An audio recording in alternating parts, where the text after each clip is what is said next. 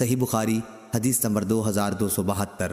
اور رضی اللہ عنہ نے بیان کیا کہ میں نے نبی کریم صلی اللہ علیہ وسلم سے سنا، آپ صلی اللہ علیہ وسلم نے فرمایا کہ پہلی امت کے 3 آدمی کہیں سفر میں جا رہے تھے۔ رات ہونے پر رات گزارنے کے لیے انہوں نے ایک پہاڑ کے غار میں پناہ لی اور اس میں اندر داخل ہو گئے۔ اتنے میں پہاڑ سے ایک چٹان لڑکی اور اس نے غار کا منہ بند کر دیا۔ سب نے کہا کہ اب اس غار سے تمہیں کوئی چیز نکالنے والی نہیں سوائے اس کے کہ تم سب اپنے سب سے زیادہ اچھے عمل کو یاد کر کے اللہ تعالیٰ سے دعا کرو۔ اس پر ان میں سے ایک شخص نے اپنی دعا شروع کی کہ اے اللہ، میرے ماں باپ بہت بوڑھے تھے اور میں روزانہ ان سے پہلے گھر میں کسی کو بھی دودھ نہیں پلاتا تھا، نہ اپنے بال بچوں کو اور نہ اپنے غلام وغیرہ کو۔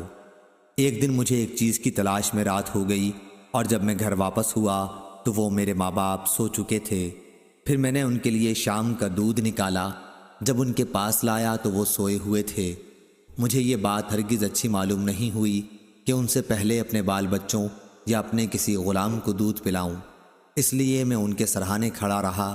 دودھ کا پیالہ میرے ہاتھ میں تھا اور میں ان کے جاگنے کا انتظار کر رہا تھا، یہاں تک کہ صبح ہو گئی۔ اب میرے ماں باپ جاگے اور انہوں نے اپنا شام کا دودھ اس وقت پیا۔ اے اللہ، اگر میں نے یہ کام محض تیری رضا حاصل کرنے کے لیے کیا تھا تو اس چٹان کی آفت کو ہم سے ہٹا دے۔ اس دعا کے نتیجے میں وہ غار تھوڑا سا کھل گیا، مگر نکلنا اب بھی ممکن نہ تھا۔